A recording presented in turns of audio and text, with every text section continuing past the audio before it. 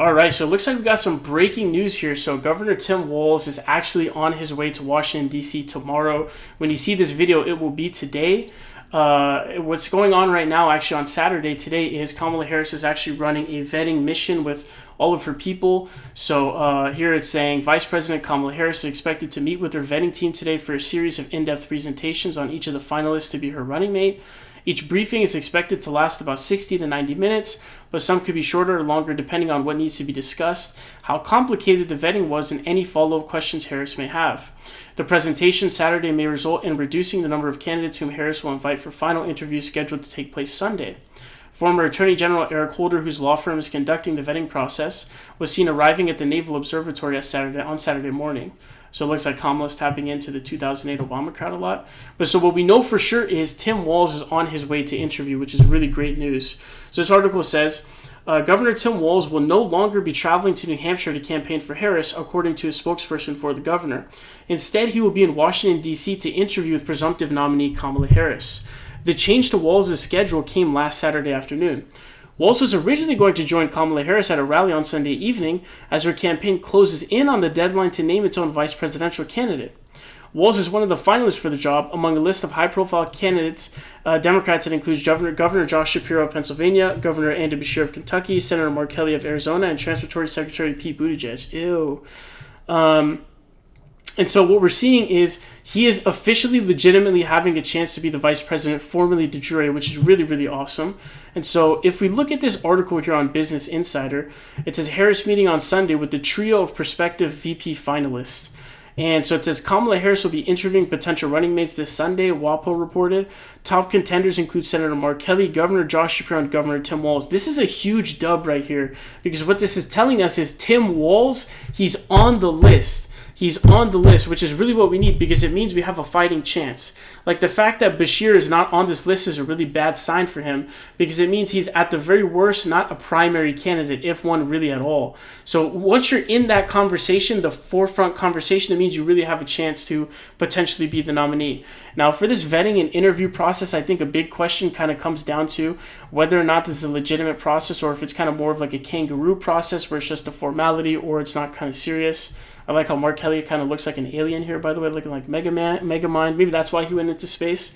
But anyways, so he's really on the list. This is a huge deal. This is massive, massive hopium for us.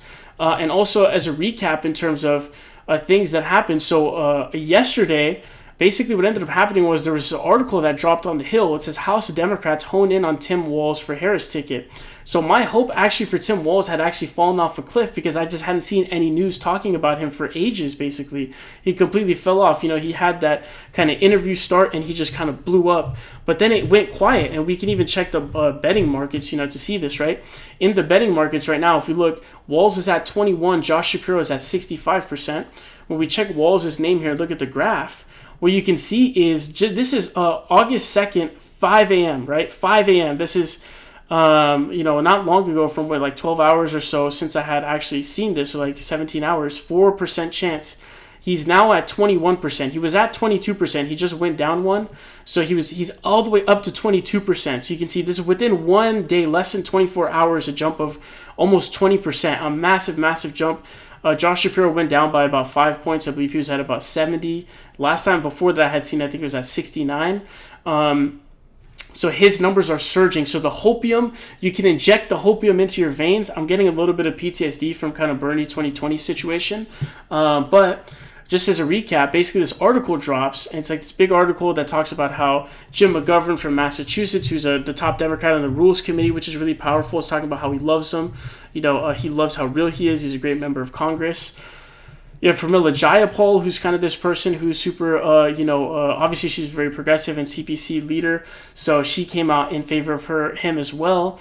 But then the big surprise is like, whoa, the article says even former Speaker Nancy Pelosi appears to be leaning in Walz's favor.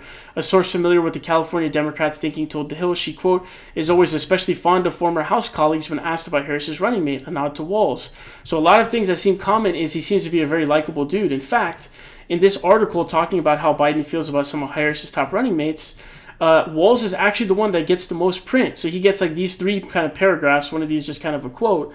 but Shapiro gets this one paragraph here, and then Walz gets these 3 here, and then Kelly gets this one little paragraph where basically it says he doesn't really know who he is, but he kind of is fond of him and his wife, but he doesn't really know who he is. It's kind of like almost like a downer kind of thing.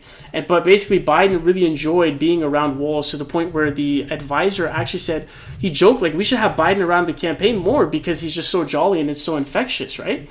So that seems to be a big thing. And my hope personally in this situation is that we know that Walz is this very personable person. He's very fun to be around. He apparently is like this really good dude. He's a very genuine dude.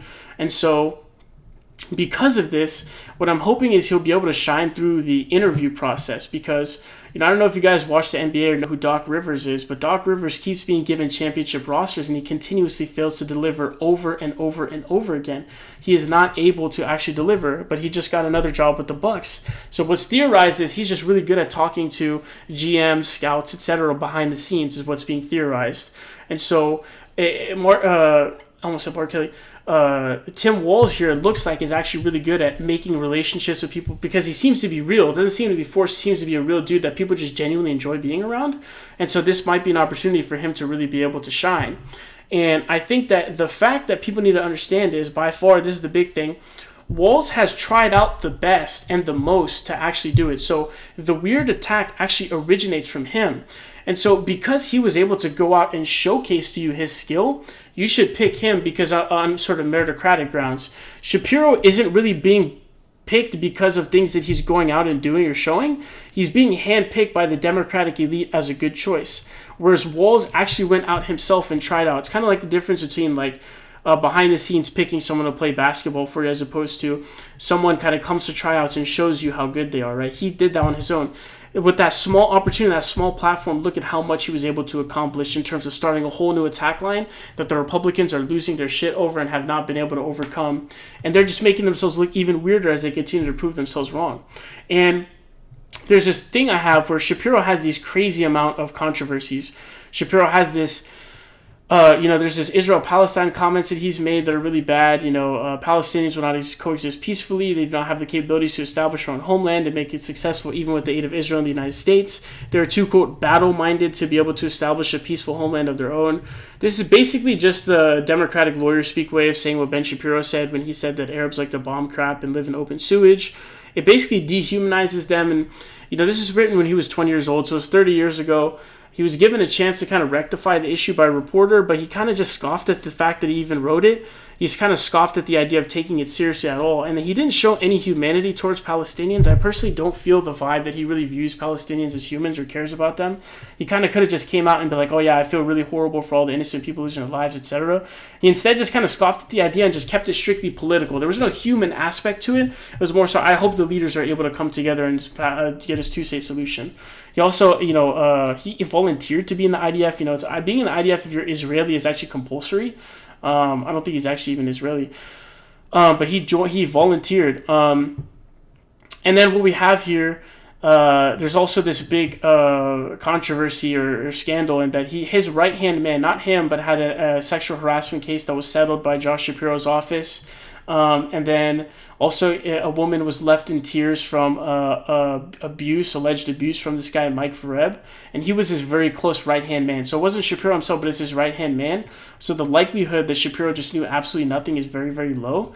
And you don't want to let this bog down your campaign, especially because one of the main thrusts, I think the main thrust should be reproductive rights because that's so salient right now, especially after 2022. It's going to really neuter your ability to really hammer home Roe versus Wade if you have Josh Shapiro on your ticket because of this. And so Walz is having some serious momentum here, and he's also got an endorsement from Bernie Sanders, it looks like, as well. So he is officially in, and I think there's a mutual exclusivity that exists where if this is a serious, and there's more scandal too, with John Fetterman is now saying that he's actually a slimy dude who has some bad history with this commutations case, and he's saying that he generally is this kind of very ambitious person as opposed to actually caring about issues. There's a lot going against him now. UAW union leader Sean Finn comes out against him, says we're concerned about him because of the public school.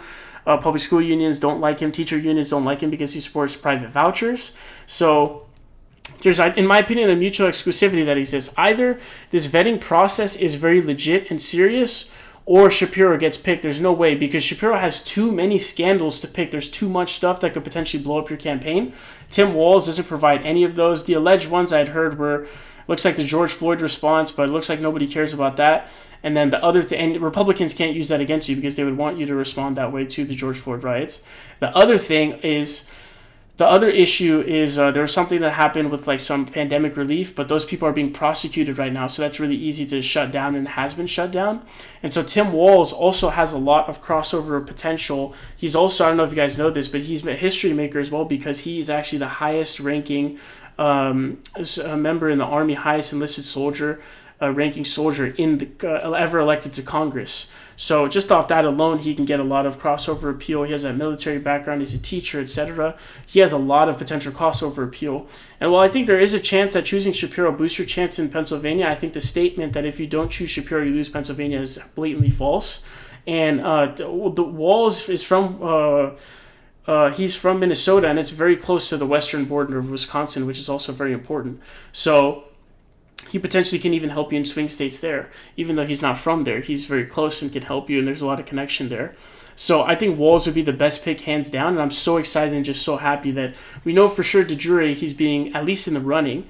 And the interviews are happening tomorrow, or when you see this, it'll be today. And apparently they're going to make their pick next Tuesday or so, which I wish they had taken more time to make the decision, but hopefully they're prepared. But let me know your thoughts down below if you're excited as me, and let the hopium get injected and let the hopium run.